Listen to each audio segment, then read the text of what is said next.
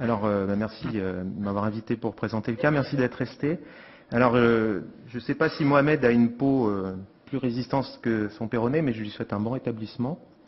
Et est-ce qu'on peut mettre ma présentation, s'il vous plaît? C'est celle du Mac? Ouais, mais je crois qu'ils doivent l'allumer à part. Ah non, ça marche, pardon. Et en fait, ben voilà, donc mon histoire est un petit peu dans la lignée de la précédente, ça tombe bien. Je vais vous raconter l'histoire de Monsieur C, qui est âgé de 72 ans, qui cumule un diabète insulino-récurrent, une hypertension, une dyslipidémie, une goutte, une obésité morbide, un tabagisme sevré depuis 15 ans et une insuffisance rénale chronique dialysée. Il est en bilan il est un peu en attente de greffe, mais vu son état général, les choses ne sont pas complètement validées encore pour ça, mais ils sont dans cette dynamique. Il est coronarien connu, il a eu en 1998 une angioplastie de la coronaire droite et de la circonflexe. En 2012, pour une ischémie silencieuse, on lui dilate la coronaire droite. À l'époque, il y a une fraction d'éjection entre 35 et 40%. On avait remarqué une thrombose circonflexe respectée à l'époque et des sténoses. Ah, pardon. Ah, je suis décalé avec vous, pardon. Donc une sténose à l'origine de la bissectrice avec une FFR à 0,82 et une thrombose chronique de l'artère circonflexe. En 2013, après la dilatation de la coronaire droite, distance au contrôle, la fraction d'éjection s'est améliorée. En février 2014, il est hospitalisé pour une défaillance cardiaque gauche sur un syndrome coronaire aigu, avec un pic de troponine à 35, l'électrocardiogramme objectivé à un bloc de branche gauche, une FA rapide, fraction d'éjection entre 20 et 30%. Il est hospitalisé un petit peu tardivement, il a été stabilisé, puis transféré du centre voisin où il était chez nous pour la coronographie à J+3. La coronographie, donc le contrôle de la coronaire droite. Ah, mais je suis désolé. Ouais, dites-moi bien. En fait, j'ai pas les mêmes images que vous. Voilà. Donc le contrôle de la coronaire droite nous montre la bonne évolution à distance de l'angioplastie. On voit que le réseau circonflexe est réinjecté. Et voilà. Donc, merci. Voilà, donc ici on retrouve les lésions qui étaient déjà décrites antérieurement, mais surtout il y a une lésion additionnelle sur le toit du tronc commun. Alors en regard ou juste en aval du cathéter. J'ai immédiatement réfléchi au geste que je venais de faire. J'ai pas eu l'impression d'avoir été traumatique, en tout cas d'avoir des problèmes de cannulation ou d'avoir des problèmes avec le guide 0,35. Toujours est-il que la lésion est située sur le toit du tronc. La bissectrice a un flux ralenti. Je vous rappelle qu'on est à J+3 de cette nécrose. La vue antérieure nous montre effectivement donc une plaque calcifiée avec probablement une rupture et puis cette petite image additionnelle. L'IVA est infiltrée, calcifiée, athéromateuse, on ne voit pas de lésion réellement serrée dessus.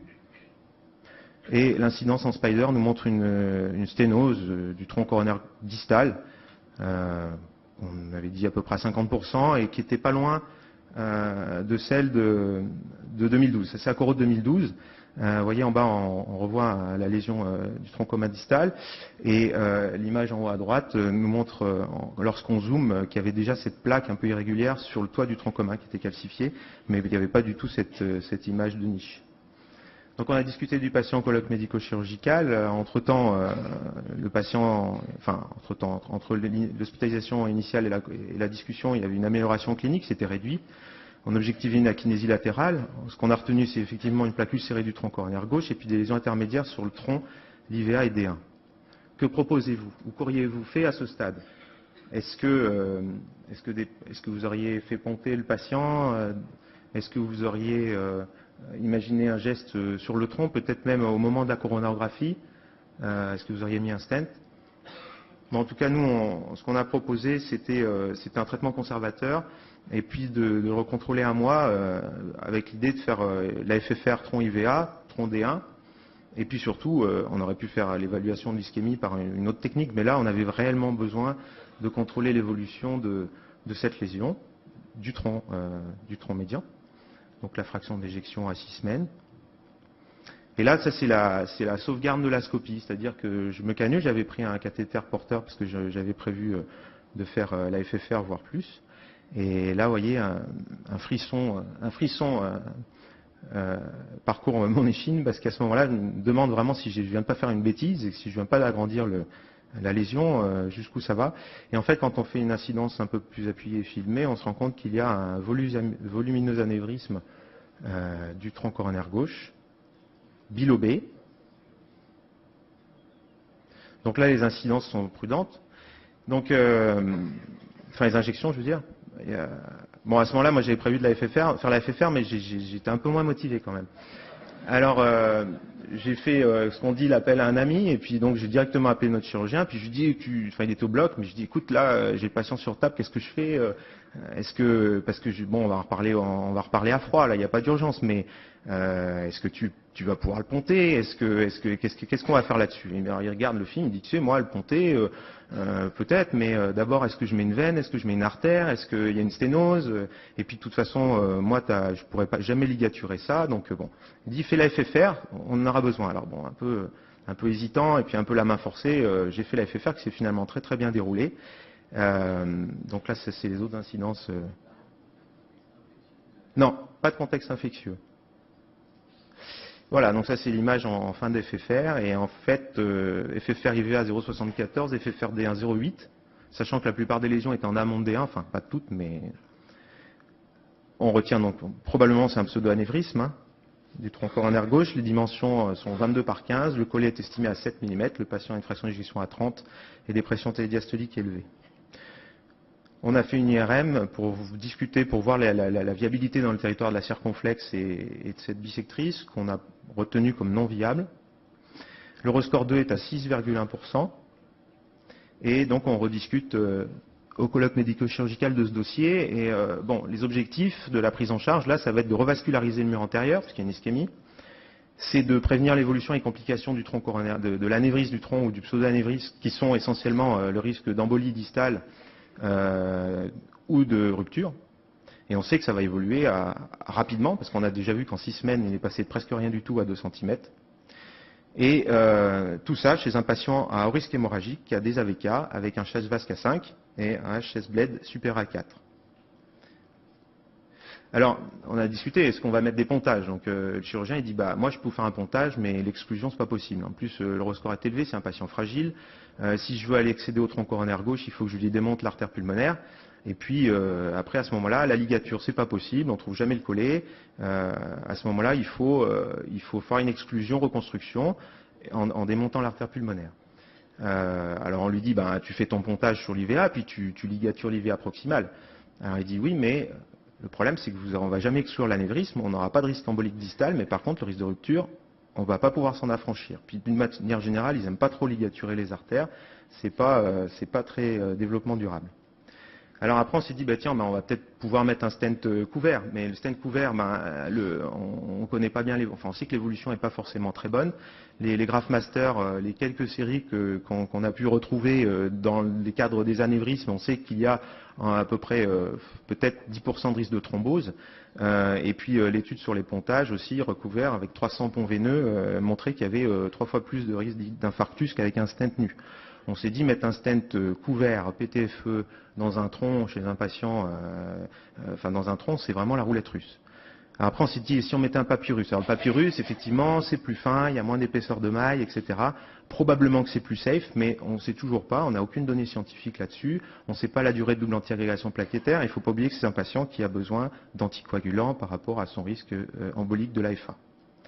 Alors on s'est dit, mais on va l'emboliser. Mais alors l'emboliser, le problème, c'est qu'il y a quand même un collet de 7 mm de large, et on avait peur d'emboliser en distalité sur l'IVA. Ça serait très mal passé. Alors on peut utiliser un ballon pour fermer le tronc pendant qu'on embolise dans son anévrisme, mais il a un mauvais VG, les temps d'occlusion du tronc sont trop longs, et probablement que ce ne sera pas viable. On ne pourra pas rester 10 minutes avec un ballon gonflé le temps de larguer les coils.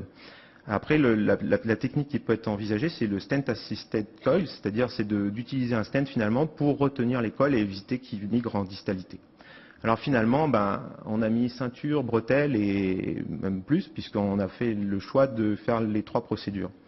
Alors en commençant par un monopontage mammaire droite, parce qu'il dialysait à gauche, mammaire droite sur l'IVA. Il n'a pas ponté le réseau circonflexe qui n'était pas viable, ni la diagonale parce que la FFR est à 0,8. Et ensuite, à J+6, on est allé, après avoir contrôlé le pont, et après l'OCT, pour mesurer surtout les diamètres en fait. Alors vous allez voir, l'anévrisme, voilà, l'artère est complètement ouverte comme un livre à cet endroit-là. On parle de collet pour la longueur, mais alors vraiment en largeur, hein, vous allez voir au milieu, on a l'impression que l'artère elle est complètement éventrée. Voilà, là, paf. Donc on s'est dit les coils effectivement. Donc on a mesuré le calibre et puis dessus on a choisi donc voilà diamètre proximal, diamètre en amont, en aval de l'entrée de l'anévrisme du collet. Ici on a mis un ballon, on était un peu timide au début, 3,5, mais on s'est rendu compte que c'est passé, donc on est passé sur un 4 pour reclure le tronc. Le tronc, c'est un tronc protégé, donc il n'y a plus de problème. On avait engagé avant dans l'anévrisme un Renegade, un microcathéter 0,18, sur les conseils de Philippe Como, avec qui on avait discuté longtemps du cas en amont. Pour choisir ensuite d'aller délivrer des coils. Alors les coils, on a utilisé l'interlock. 18 c'est le diamètre, et puis il y a différentes tailles, c'est des stents 2D, donc ils font des spires en fait. Et puis on choisit le calibre. Normalement il faut aligner, il faut choisir le même calibre que le diamètre de l'anévrisme en fait. Hein. Donc là on avait mis 14, ensuite on a descendu un 10 et puis ensuite un 12, et on voit quand on pousse, donc là on a pu, comme c'est un ballon, on a pu réorienter le microcathéter, un coup dans un sens, un coup dans l'autre pour aller dans les deux lobes. Si on avait mis un stent au début, je pense que le microcathéter, on n'aurait peut-être pas pu le bouger à volonté. Donc là on peut larguer le troisième col, et puis ce qu'on voit, regardez, il a tendance là, il veut vraiment partir dans le collet, et on est bien content d'avoir un ballon, parce qu'il aurait peut-être migré à ce moment-là. Une fois qu'il est déroulé, après il est bien stable, il est dedans, il ne peut plus passer par le collet, parce qu'il fait un diamètre de 12 alors que le collet fait 7. Et puis, donc voilà, le contrôle après largage des coils. Alors, si on avait dû s'arrêter là, a posteriori maintenant, je pense qu'il faut mettre plus de coils. Hein. Si on veut vraiment, si on n'a pas prévu d'occlure après coller, il faut vraiment un packing très très dense. Mais là, bon, après, on a mis notre stent couvert papyrus. Et voilà le résultat final. Donc le patient allait bien. Là, on a fait un contrôle ECT qui montrait la bonne apposition du stent, puis c'est bien propre. Je vous passe, voilà. 4 mois plus tard, il a bénéficié d'une resynchronisation avec des défibrillateurs implantables, et malheureusement, 2 mois plus tard, donc à 6 mois de la procédure, ce monsieur fait une endocardite infectieuse, mal tolérée, avec une indication chirurgicale rapide, et du coup, on lui fait une coronarographie préopératoire. On contrôle le pont veineux, mammaire qui marche toujours très bien. On contrôle le tronc qui est toujours parfaitement perméable. On ne voit pas d'extravasation de produits de contraste. Et l'OCT nous montre une bonne endothélialisation de stent papyrus à 6 mois.